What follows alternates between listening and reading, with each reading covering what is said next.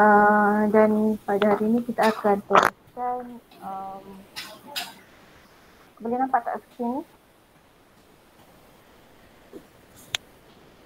Okey, hari ini kita akan teruskan dengan tata bahasa, kemudian baru kita akan sambung dengan kemahiran membaca untuk unit yang baru. Okey, untuk tata bahasa dekat sini yang kita akan belajar iaitu berkaitan dengan kata kerja. Okey, bercerita menggunakan kata kerja yang diberikan. Jadi dekat sini awak kena bercerita mengikut apa yang diberikan kat sini. Perkataan-perkataan yang ada mengikut gambar yang disediakan. Okey, jadi dekat sini maksudnya kemahiran yang perlu awak laksanakan ialah kemahiran apa namanya, bercakap ataupun bertutur. Jadi beranak nanti setiap murid keluarkan ayat yang sesuai bagi setiap gambar yang ada ni. Okey. Secara lisan saja, tak perlu bertulis. Okey. Kita tengok dekat sini. Jurutera Pertanian. Sarah baru pulang dari sekolah. Dia menghadiri ceramah tentang kerjaya dalam bidang pertanian. Okey, kalau minat bahagian pertanian ataupun peladangan, kita perlulah join kursus-kursus yang disediakan. Okey, baru kita boleh asah bakat kita. Apa yang kita perlu laksanakan kalau kita nak tanam sayur, jadi pesawah, kita kena join kursus-kursus yang disediakan. Okey, dekat sini kiranya kita hanya buat ulang kaji sebab kita dah belajar kan untuk kata kerja. Jadi kalau kita nak bina ayat tunggal ataupun ayat majmuk, kita perlukan kata kerja. Okey. Tapi dekat sini perkataan yang diberikan bukanlah kata kerja, tetapi dia berikan frasa-frasa yang memerlukan kepada kata kerja. Okey, ayat yang pertama. Okey, siapa nak bagi idea untuk gambar yang diberikan? Siapa nak bantu Ustazah?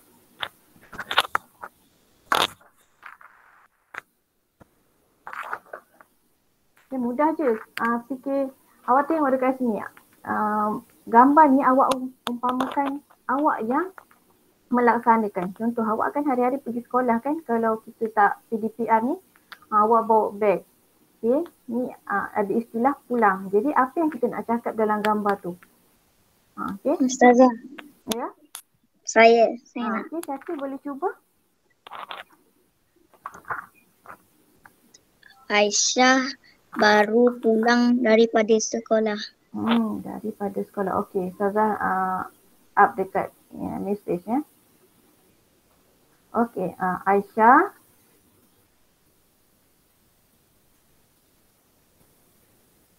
Aisyah baru pulang dari sekolah. Okey. Betul ataupun tidak ayatnya? Siapa yang boleh bantu Ustazah? Betul ataupun tidak ayat yang diberikan oleh Syakir? Okey. Jadi dekat sini ayat yang diberikan oleh Syakir, betul. Okey, tak ada masalah. Okey.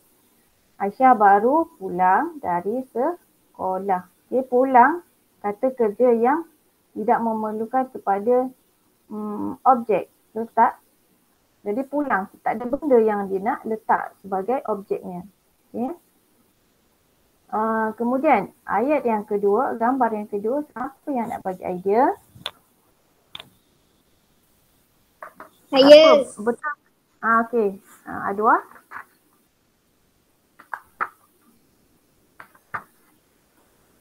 Boleh. Selepas mengurus diri, dia berangan-angan menjadi jurutera pertanian. Okey, selepas mengurus diri, dia berangan-angan menjadi jurutera pertanian. Okey, betul. Berangan-angan menjadi jurutera pertanian. Okey. Selepas mengurus diri, dia berangan-angan menjadi jurutera pertanian. Okey, betul. Yang penting istilah yang disediakan ni kita masukkan dalam ayat tu. Kan, berangan-angan pun tidak memerlukan kepada objek. Okey. Kemudian ayat yang ketiga. Gambar yang ketiga, siapa nak bantu?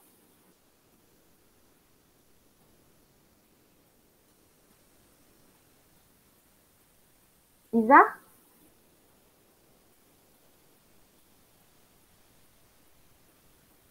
Ataupun Aufa? Ataupun Ishraq? Apa Ustazah? Okey, buat ayat yang nombor 3 ni. Gambar nombor 3 ni. Okey. Okey, boleh cuba? Saya tak nampak lah. Dah Ustazah buka. Zara berada di depan di depan entahlah. Dia tu ada dekat pintu tu, dia tulis apa? Dia Tak nampak sangat. Okey, Zara berada di hadapan ataupun di depan di hadapan yang betulnya, di hadapan bilik jurutera pertanian. Okey, ni ayat yang betul. Zara berada di hadapan bilik jurutera pertanian. Okey, kemudian yang keempat. Awak buat ayat yang mudah-mudah saja. Mencipta. Apabila mencipta, ada sesuatu yang dicipta. Apa dia yang awak nampak? Awak umpamakan dekat sini dia mencipta apa ni?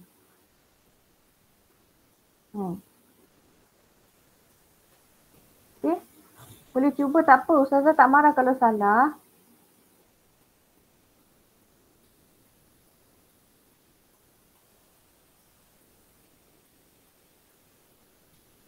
Ishraq?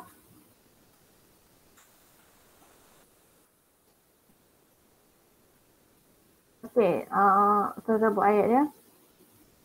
Izzah mencipta, sedang mencipta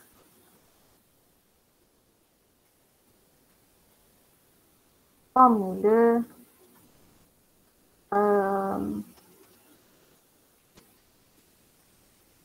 mencipta formula yang baru. Okay. Ini ayat yang keempat. Okey, ayat yang kelima. Siapa nak bantu Ustazah? Mudah je. Dia perisa apa tu?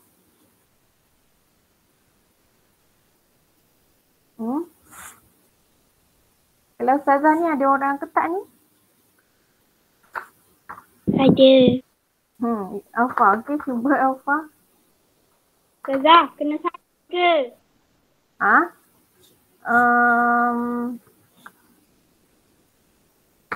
Salin dekat buku tulis awak.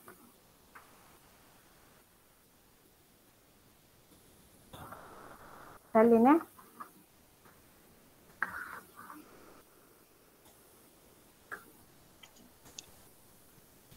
Okey. Gambar yang kelima.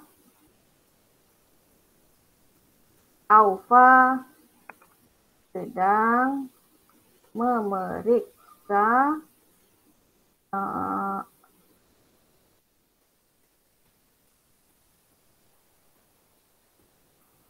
kenderaan berat di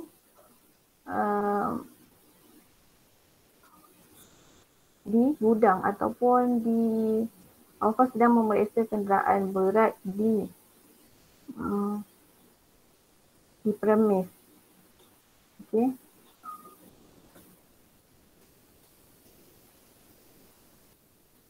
Okey, ayat yang ke-6.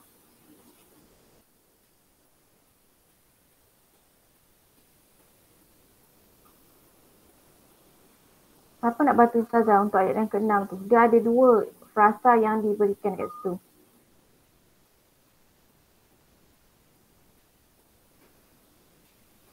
Okey, Sofia menyediakan laporan harian di tempat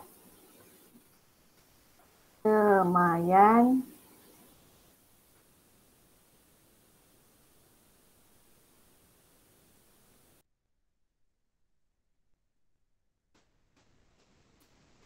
ayat yang ke-7. Kita sini gambar dia ada di pejabat madri. Okey. Data menunjukkan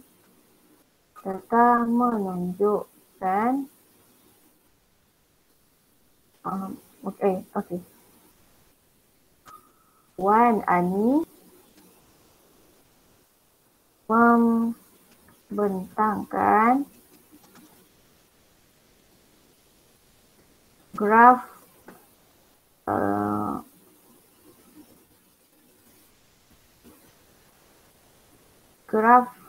pertanian di pejabat madri. Okay. Kemudian ayat yang ke-8. Okay, semua okey? Boleh ikut lagi ya? Ustazah kena salin ke? Kena Okey, salin. siapa yang nak salin boleh salin. Okey. Kita pun nanti tidak ada latihan untuk bina ayat. Dan saya rasa kalau awak nak salin, awak boleh salin. Okay. Untuk ayat yang ke-8.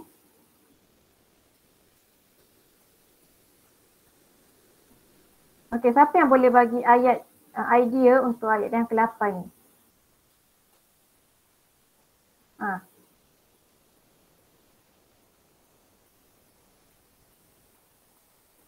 Ishraq? Ada? Ada datang. Ustaz dia.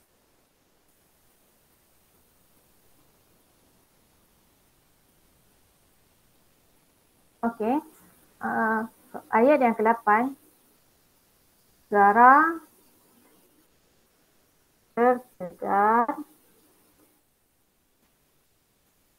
daripada angan-angannya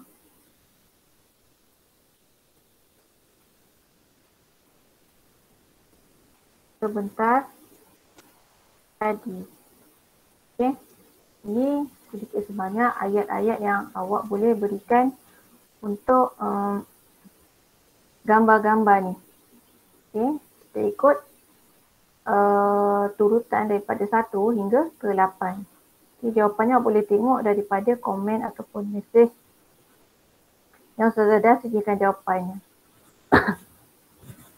Okey, Ustazah teruskan dengan muka surat 136.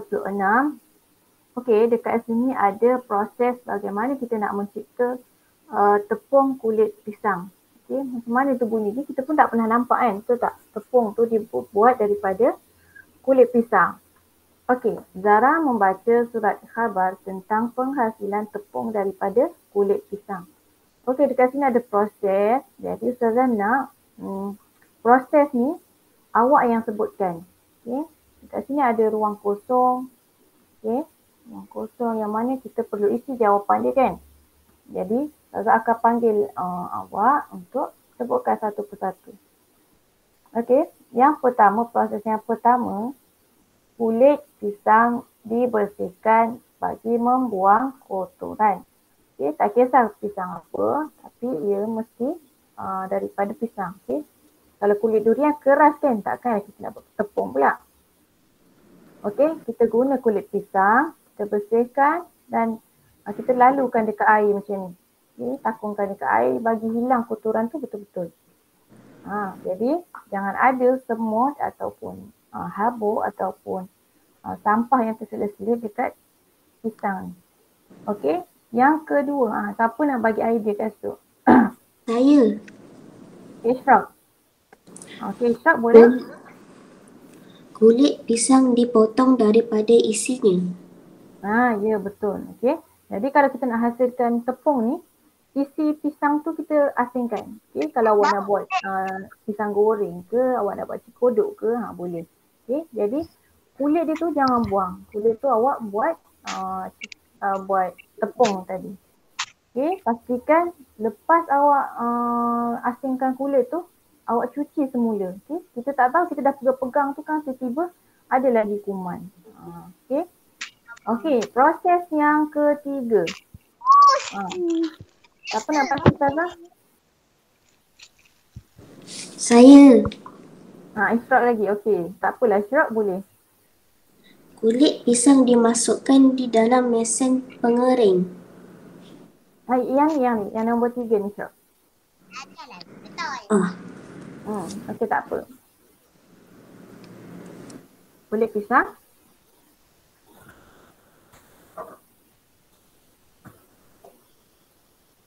Boleh?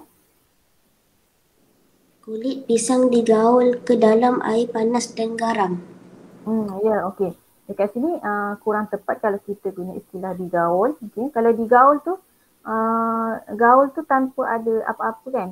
Contoh macam, kalau kita sebut digaul bersama-sama garam dan gula, tu kita sebut gaul. Kalau dekat sini kulit pisang dimasukkan ke dalam air panas dan garam.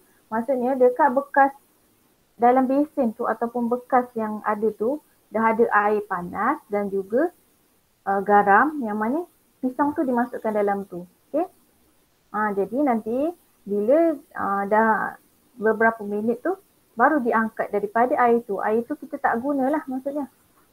Okay? Itu nama kita kalau dimasukkan, maksudnya bila dimasukkan nanti kita akan keluarkan balik. Tapi bila gaul, awak akan gaul bersama-sama dengan garam dan gula, maksud dia garam dan gula tu awak tak akan buang kan? Betul tak? Itu nama dia digaulkan. Itu perbezaan dia. Okey, kemudian yang keempat tadi awak jawab kulit pisang dimasukkan di dalam mesin pengering. Okey, betul. Dimasukkan. Dimasukkan maksudnya kulit pisang tu disusun dalam satu tray. Okey, dimasukkan dalam pengering ataupun macam oven kot. Okey. Ni pengering, alat pengering supaya kulit pisang tu tak lembab. Bila kering tak adalah tumbuh kulat dekat kulit pisang tu kan nanti untuk dijadikan tepung. Okey, yang kelima, siapa yang nak bagi idea jawapan?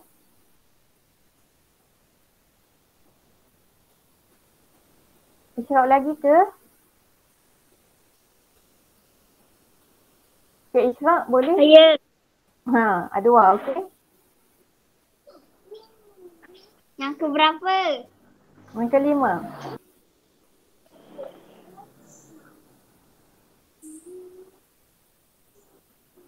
Kulit pisang dimasukkan ke dalam mesin pengisar. Ya. Okey, bila dah cukup kering, barulah kita boleh kisar. Kalau lembab lagi, basah lagi, takkan kita nak kisarkan. Dia jadi tak cantik.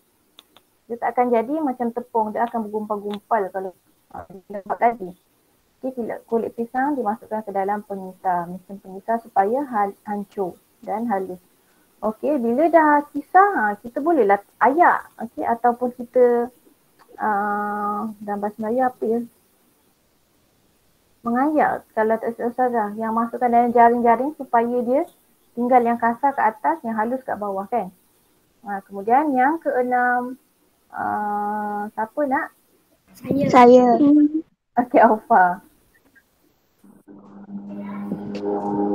Okey. Akhirnya kulit pisang yang telah dikisar menjadi tepung. Okey. Jadi akhirnya bila dah kisar, kita ayak, baru kita boleh jadikan tepung. Okay, siapa yang pernah rasa tepung pisang ni, tepung kulit pisang? Tak pernah. Ustazah pun tak pernah sebab ini inovasi yang baru kan dalam bahagian pertanian. Okay? Jadi kalau kita tak nak membazir kulit pisang tu, bolehlah buat tepung ni. Tapi cuma proses dia rumit sikit lah. Awak kena keringkan, kena kisar. Kemudian baru boleh jadi tepung. Okay? Boleh ada info kat sini. Tepung kulit pisang boleh menggantikan tepung gandum bagi menghasilkan pelbagai jenis kek dan roti. Roti yang dihasilkan itu juga lebih gebu dan lembut. Okay? Nanti kalau awak buat, awak bolehlah buat roti ataupun kek jadi bau pisang. Kan? Okey. Setakat ni okey, boleh ikut lagi Ustazah muka surat 135 dan juga 136. Ada soalan ke? Okey, Ustazah teruskan dengan unit yang baru iaitu unit 20. Masih lagi dalam tema yang sama iaitu pertanian dan perladangan kalau tak silap Ustazah. Okey. Masih dalam tema yang sama tapi unit berbeza iaitu mari bertani. Okey. Okey, kemahiran mendengar dan bertutur mestilah kena awak dengar apa yang Ustazah sebutkan ataupun kawan-kawan yang sebutkan. Okey. Dekat sini kemahiran dia ialah kemahiran bertutur. Jadi mestilah kena bercakap kalau kita nak bertutur tu. Okey. Penyediaan bongkah cendawan. Okey, siapa tahu bongkah cendawan tu macam mana? Pernah nampak tak secara depan-depan awak? Cuba komen sikit. Saya tak pernah. Tak pernah? Okey, kalau nak tahu bongkah cendawan tu macam ni ni. Cendawan yang awak makan tu cendawan tiram ke, cendawan apa lagi, inoki. Dihasilkan dengan macam ni lah daripada bongkah ni. Okey. Garam menyertai lawatan ke pusat penghasilan bongkah cendawan. Dia mendengar taklimat yang disampaikan oleh Puan Ayu iaitu pegawai pertanian. Okey, Puan Ayu kata, murid-murid sila tonton video ini. Okey, dekat sini kononnya ada video. Okey, awak kononnya pergi dengar taklimat tu dengan Puan Ayu. Okey, adakah kamu berminat untuk membuat bongkah cendawan? Siapa yang ada rasa nak cubalah buat bongkah cendawan ni? Ada yang rasa nak cuba tak? Siapa yang suka cendawan kat sini? Saya. Akil. Awak suka cendawan tapi awak tahu tak proses dia macam mana nak buat dia? Nak tanam dia. Okey. Ustazah pernah sekali tanam cendawan ni kat rumah dia tu. Beli bongkah ni siap-siap. Nanti kita tinggal susun je dekat rak. Nanti dia akan tumbuh. Cuma kita kena siram. Ni bahagian tepi-tepi ni kita kena siram lah. Okay. Cuma air tu jangan bagi masuk dalam permukaan ni atas ni. Nanti dia akan keluar. Okey. Kelebihan menggunakan bongkah cendawan. Mudah dibawa ke mana-mana. Kemudian mudah dijaga. Ya, mudah dijaga. Awak letak je dekat rak. Awak letak je dekat rak luar rumah. Kemudian dia akan keluarkan cendawan tu dalam masa beberapa hari. Okey. Sekali tuai ataupun 2 kali tuai macam tu dia akan keluar. Okey. Ustazah beli hari tu satu bongkah ni dalam harga RM7. Jadi Ustazah tak beli banyak pun, Ustazah saja nak cuba. Okey, pengeluaran hasil dapat dikawal. Okey, tak banyak. Sekali satu bongkah ni akan keluar dalam 5 ataupun 6 pelepah daripada cendawan. Kalau boleh nampak ni adalah cendawannya. Okey. Dapat digunakan berulang kali. Lagi mana dalam tu ada dia punya spora cendawan tu. Cendawan tu akan terus keluarkan hasil. Okey. Hai Siri. Kenapa Dua? Okey. Kemudian produk berasaskan bongkah cendawan. Okey, potensi industri cendawan. Yang pertama, cendawan ni kita gunakan dalam inovasi makanan. Itu tak kita masukkan dalam tom yum, kita masukkan dalam sup. Lagi apa? Cendawan goreng. Lagi mushroom soup yang awak buat makan dengan roti tu. Itu namanya industri cendawan. Okay, macam-macam jenis cendawan yang ada. Okay. Kemudian dari segi produk kesihatan, mungkin boleh dijadikan vitamin ataupun penggalak dan sebagainya.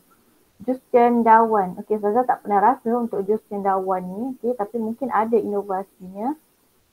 Kemudian makanan ringan. Makanan ringan seperti saya cakap tadi, mungkin dia boleh buat cendawan goreng kan. Bila cendawan goreng, itu sebagai makanan ringan yang kita boleh jadikan kudapan. Kemudian baja. Baja untuk proses buat apa namanya, industri cendawan ni, dia boleh digunakan sebagai baja.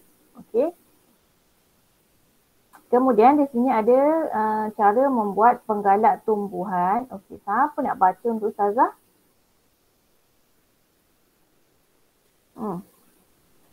Okey. Seseorang kena bantu Ustazah supaya kita dapat capai kemahiran kita, iaitu kemahiran membaca untuk tema yang ke-20. Adwa, okey. Adwa cuba baca.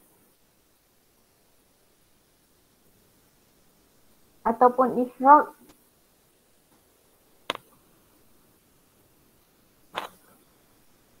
Saya Adwa, okey, baca Adwa. Cara membuat penggalak tumbuhan. membaca cara membuat penggalak tumbuhan. Cikgu Syah mengenai artikel tentang cara membuat penggalak tumbuhan kepada murid-muridnya. Penggalak tumbuhan berfungsi untuk menggalakkan kesuburan pokok selepas dibaja. Kita boleh membuat penggalakan tumbuhan sendiri. Bahan dan peralatan yang diperlukan adalah seperti yang berikut. 2 biji telur, botol penyembur. Okey. Kemudian, okey, proses yang pertama daripada bahan-bahan tadi, yang pertama sekali kita kena pecahkan telur, masukkan dalam bekas ni. Pecahkan 2 biji telur ni. Kemudian campurkan dengan sebotol susu kaca ni. Okey. Okey, macam Yakult ataupun Vitagen, bolehlah campurkan dekat dalam telur ni. Okey, kemudian yang ketiga, goncang sehingga sebati. Awak tak boleh pakai terus sebab kalau pakai terus tak jadilah kita punya baja tu. Okey. Jadi kena tunggu selama 3 hari. Dia baru dikeluarkan gas yang menyebabkan ia jadi sebagai penggalak kepada tumbuhan. Dia simpan 3 hari. Tapi untuk 3 hari tu bukan kesemua yang awak buat bahan ni awak boleh tuang terus dalam bekas. Tak. Awak kena campur sedikit sahaja. Okay. Ambil sedikit daripada ujung sudu tu, kemudian baru boleh masukkan. Ni. Okay, yang keempat, penutup bekas plastik perlu dilonggarkan agar gas-gas yang terhasil dapat keluar. Okey, bila dah kita simpan 3 hari, bahan telur dan juga susu Yakult tu, dia akan jadi basi kan. Bila basi, dia akan mengeluarkan gas. Gas yang mana dia akan, kalau kita tutup bekas tu, jadi dia terperap gas tu dan dia mungkin akan meletup. Okey, tapi kalau kita buka, jadi gas tu akan keluar sedikit demi sedikit. Okey, kemudian yang kelima ni, selepas 3 hari, periksa keadaan larutan. Ambil 2 hingga 3 sudu larutan tersebut. Kemudian tambahkan dengan 1 liter air ke dalam botol penyembur. Barulah kita boleh gunakan. Jadi, penyembur galakan ni selamat kita gunakan sebab apa? Dia daripada bahan yang kita tahu, daripada telur dan juga Yakult. Selamat kita gunakan. Tak ada baja kimia. Okay, jadi kalau awak nanti kalau awak nak makan buah tu pun kalau awak tak basuh, mungkin kita tak tahu kan, kita tak tahu. Kita tak basuh pun tak apa. Maksudnya bukan daripada racun. Dia hanya daripada produk yang semula jadi. Okey, kemudian baru kita boleh semburkan larutan pada daun pokok buahan dan sayuran pada waktu pagi dan petang. Kemudian boleh digunakan antara 1 hingga 3 kali seminggu. Okay, nanti bila awak dah sembuh, awak nampaklah penggalak dia daripada tak berbunga, jadi awak boleh nampak hasilnya ada bunga untuk keluar buah. Okay. Boleh faham mengapakah penggunaan bahan bahan semula jadi lebih baik daripada bahan kimia? Okay, siapa yang boleh bagi pandangannya? Okay, tak apa, salah tak apa. Ustazah nak dengar awak bercakap sebab dekat sini kemahiran kita kemahiran membaca kan, betul tak? Kita kena ada dua hala antara ustazah dan juga awak. Okey. Siapa yang boleh bagi pandangan kat sini?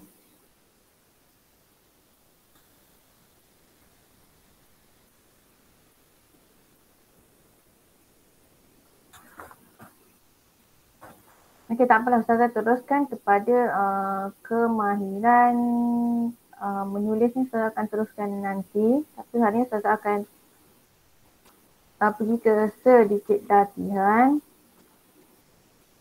Yang ni ustazah nak awak buat secara online bersama-sama dengan ustazah. Okay, ustazah share link ni, awak kena buat.